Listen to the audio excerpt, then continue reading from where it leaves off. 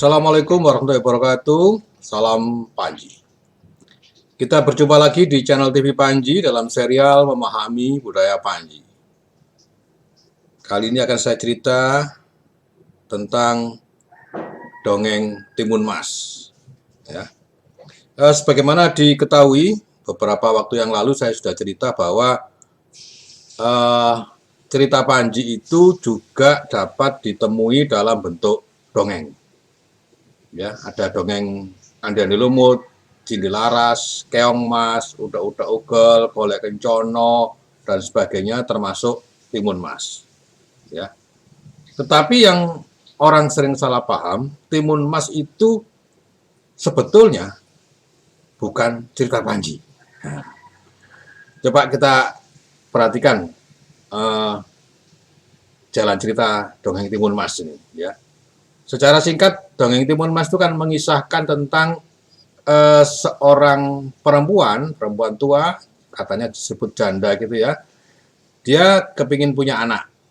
Kemudian didatangi oleh seorang raksasa, dan raksasa itu mengabulkan permohonannya untuk punya anak dengan cara memberikan beberapa biji timun.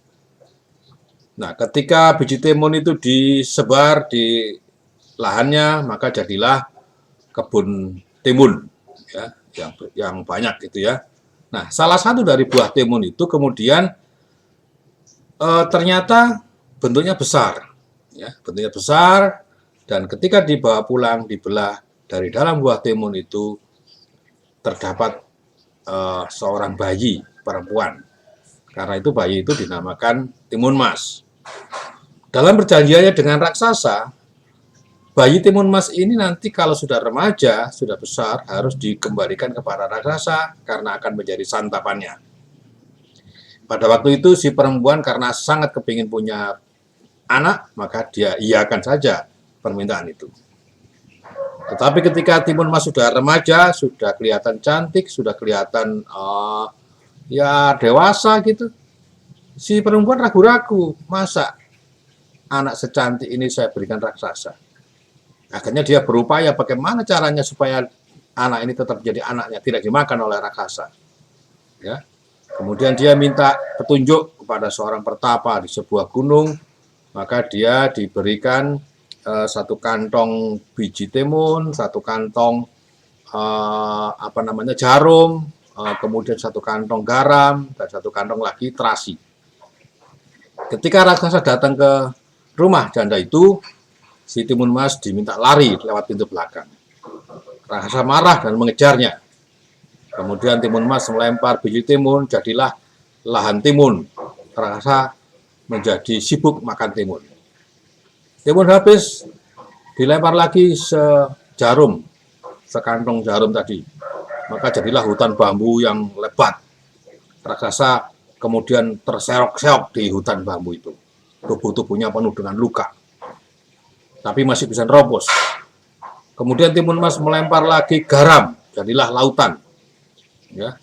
Raksasa kemudian masuk di lautan itu dan dia menjadi sakit sekali, perih. Karena dengan tubuh yang luka-luka kena air garam, dia menjadi perih.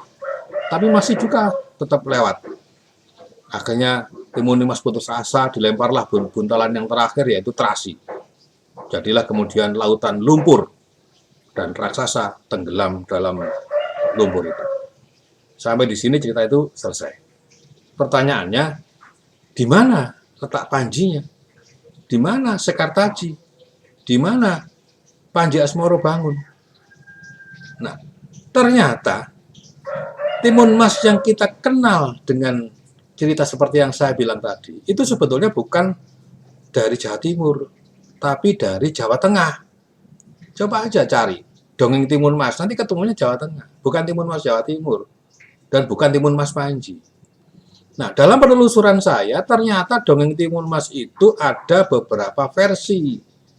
Versi yang terkenal ada yang seperti yang saya ceritakan tadi, dan itulah versi Jawa Tengah. Ya, versi Jawa Tengah. Versi Panji, jadi Timun Mas disebut dongeng Panji itu adalah yang punya cerita seperti ini. Ya, Dewi Sekartaji itu keluar dari istana, dia kemudian menyamar menjadi orang desa, gadis desa, dan dia menjadi anak angkat dari perempuan tua. Seringkali disebut Mbok Rondo Dadapan gitu ya. Nah, dalam perjalanannya kemudian dia banyak disukai oleh laki-laki, oleh orang-orang dan sebagainya, termasuk ada orang preman, orang nakal gitu ya. Nah, orang nakal, orang preman, orang jahat ini yang sering disimbolkan sebagai seorang raksasa. Nah, ketika Timun Mas ini sedang diperdaya, sedang digoda oleh raksasa, Timun Mas ini lari. Ya, kemudian dia melempar biji jagung, jadilah kebun jagung. Dia melempar biji ketimun, jadilah kebun ketimun. Tetap aja si raksasa, si orang jahat ini mengejar terus-menerus, sampai Timun Mas tuh putus asa, dia menangis, dan sebagainya, dia teriak-teriak minta tolong. Nah, akhirnya kemudian seorang petani datang dan menolong. Petani ini kemudian melawan si preman itu dan dia menang. Si preman akhirnya kalah dan petani itu menang. Kemudian petani itu dibawa oleh Timun Mas ke ibu angkatnya Mbok Rondo Dadapan dan terbukalah rahasianya bahwa petani laki-laki itu ternyata Raden Panji dan Timun Mas adalah Sekar Taji. Nah, kemudian mereka kembali ke Jenggala dan bersatu kembali. Itu adalah Timun Mas versi Panji. Tidak ada lautan lumpurnya di situ. Ya. Nah, ketika saya nonton Ludruk, ternyata Timun Mas ini tidak hanya itu, banyak versi. Timun Mas versi Panji ini memang kurang populer. Dulu hanya dilakonkan dalam wayang kancil, tapi wayang kancil itu sekarang sudah nggak ada. Ya. Ketika saya menonton pertunjukan Ludruk, ada juga Timun Mas versi yang lain, yaitu ceritanya hampir sama, seorang perempuan yang kepingin punya anak, kemudian dia mendapatkan petunjuk untuk minum air degan hijau, air kelapa muda hijau, sehingga perempuan itu hamil, kemudian lahirlah Timun Mas. Jadi setidaknya ada beberapa versi, ada 3 versi, ya. Bahkan menurut Dr. Murti Gunanta, ini seorang ahli sastra anak di Jakarta, dia pernah mengatakan, saya punya koleksi buku Timun Mas, ada sekitar 18. Luar biasa, 18, bayangkan. Padahal yang kita kenal cuma Timun Mas yang versi tenggelam dalam lautan lumpur tadi. Ya. Karena itu kesimpulannya, Timun Mas memang dongeng Panji, tapi Timun Mas yang versi Panji. Kalau Timun Mas yang kita kenal sekarang itu bukan dongeng Panji. Ya, ini yang harus diwaspadai kalau kita menyebut Timun Mas. Ya. Demikianlah serial Memahami Budaya Panji dalam episode Timun Mas bukan dongeng Panji. Terima kasih, kita berjumpa dalam serial berikutnya. Assalamualaikum warahmatullahi wabarakatuh. Salam Panji.